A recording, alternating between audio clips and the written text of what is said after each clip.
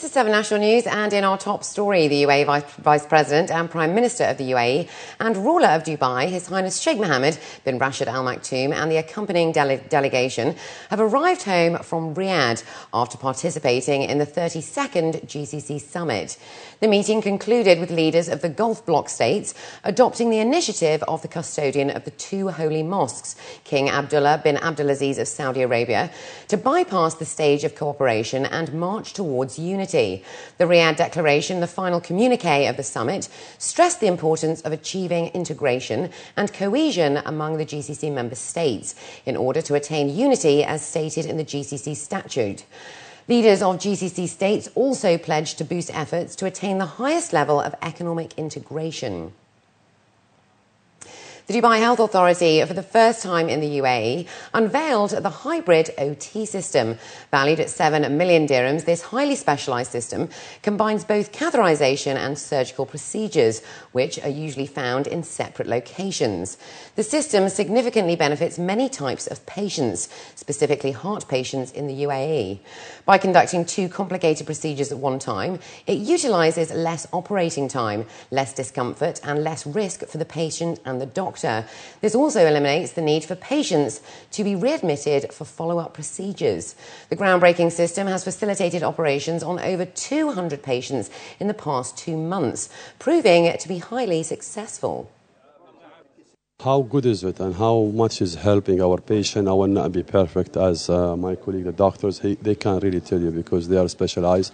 And for my knowledge, it's something really amazing. It is just simply that instead of having somebody to have an open heart surgery to replace the valve, now you just go with no surgical intervention. It is amazing, I mean, to my knowledge. We are here in United Arab Emirates and Dubai. We are setting up a good model of partnership with the private sector, and our private sector here, our businessmen, they're showing how they are committed to their social responsibility toward the community by participating and helping our hospitals and other departments to provide the best service possible for the people of Dubai.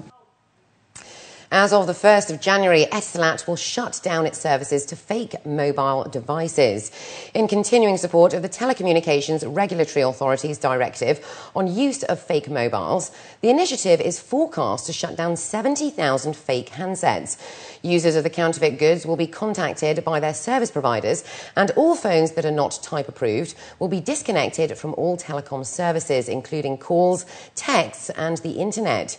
The campaign is set to cleanse the country of mobile phones that could present hazards to users, as they are not officially manufactured and therefore do not meet consumer safety test levels.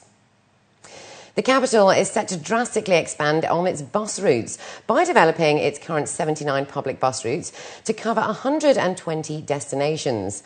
According to a local paper, each service will stop every 300 metres by the end of next year, according to Saeed Al-Hameli, the general manager of the bus office at the Abu Dhabi Department of Transport.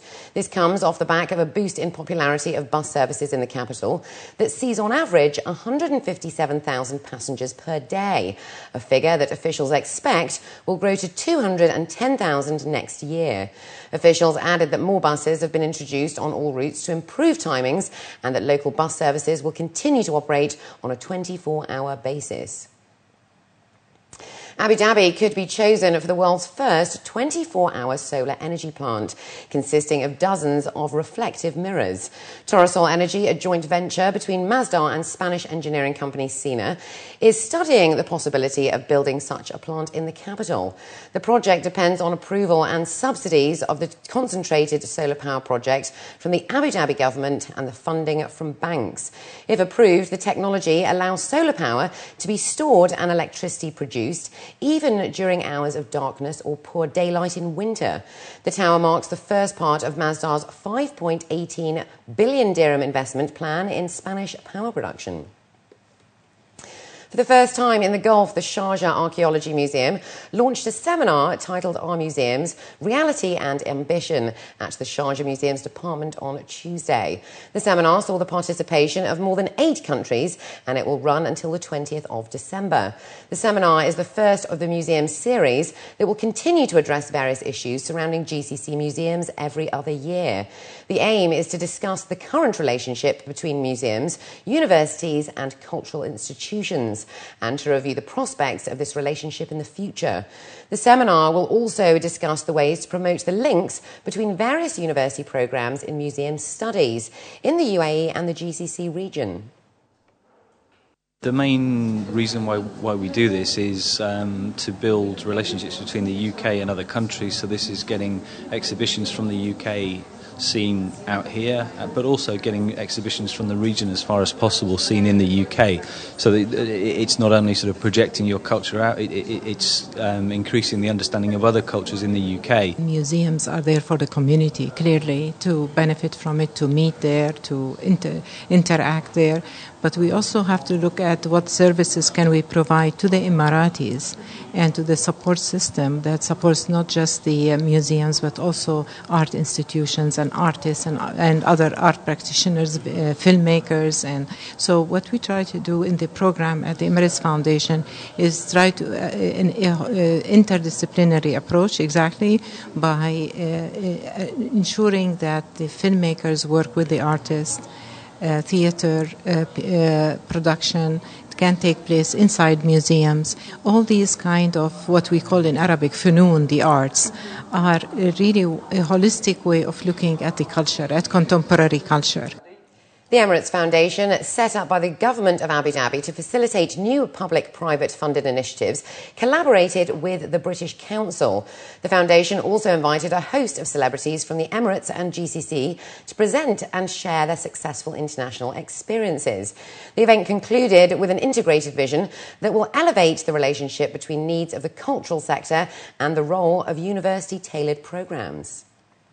And up next, we have the day's business news, so stay with us.